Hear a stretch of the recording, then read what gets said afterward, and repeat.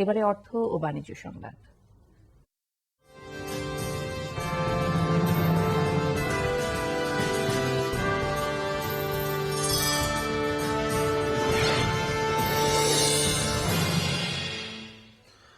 শুল্ক কোটামুক্ত রপ্তানি সুবিধা ও বৈশ্বিক বাণিজ্য বাড়াতে বালি ঘোষণার মধ্য দিয়ে শনিবার শেষ হয়েছে বিশ্ব বাণিজ্য সংস্থার নবম মন্ত্রী পর্যায়ের সম্মেলন।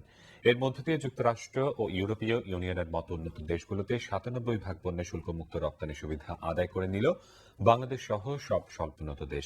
এই সিদ্ধান্তের ফলে বিশ্ব বাণিজ্য ১ লাখ কোটি টাকা বাড়াতে পারে বলে এমন ধারণা করছেন বিশ্লেষকরা। ইন্দোনেশিয়ার বালি থেকে জিয়াউল হক সবুজের রিপোর্ট। উন্নত দেশে স্বল্পোন্নত দেশের বাণিজ্য সহজ করা এবং সামঞ্জস্যপূর্ণ কৃষি ভর্তুকি সহ ৩টি বিষয়ে চূড়ান্ত সিদ্ধান্ত নিতে সোমবার শুরু হয় ডব্লিউটিওর নবম মন্ত্রী পর্যায়ের সম্মেলন। কৃষি ভর্তুকি বিষয়ে সম্মেলনের শুরুতে ভারত, চীন এবং পরে কিউবা ও ভেনেজুয়েলা সহ 4টি দেশ সেবা খাতের বাণিজ্য নিয়ে বেঁকে বসায় 4 দিনের আলোচনা গড়ায় পঞ্চম দিনে। রাতভর আলোচনা ও নাটকীয়তা শেষে এলো চূড়ান্ত বালি প্যাকেজ ঘোষণা। সব পক্ষের ঐতিহাসিক সমঝোতায় শেষ পর্যন্ত উল্লেখযোগ্য অগ্রগতি হয়েছে বলে জানালেন ডব্লিউটিওর মহাপরিচালক Roberto এজেভেদো। People all around the world will benefit from the package you have delivered here today. Not an end. It is a beginning. As a consequence of our progress here, we'll now be able to move forward on the other areas of our work which have been stalled for so long. যুক্তরাষ্ট্র ও ইউরোপের প্রতিনিধিরাও বলছেন বালি ঘোষণায় সব পক্ষই উপকৃত হয়েছে।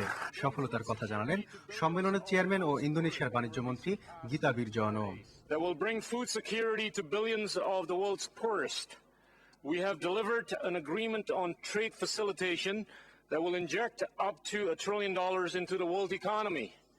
And we have agreed a groundbreaking suite of initiatives to help least developed countries benefit more from the multilateral trading system. তবে মান ও উৎস নির্ধারণের ক্ষমতা আমদানিকারক দেশের হাতে থাকায় এ থেকে কতটুকু সুবিধা পাবে স্বল্পোন্নত দেশ তা নিয়ে প্রশ্ন তুলেছেন বিশ্লেষকরা।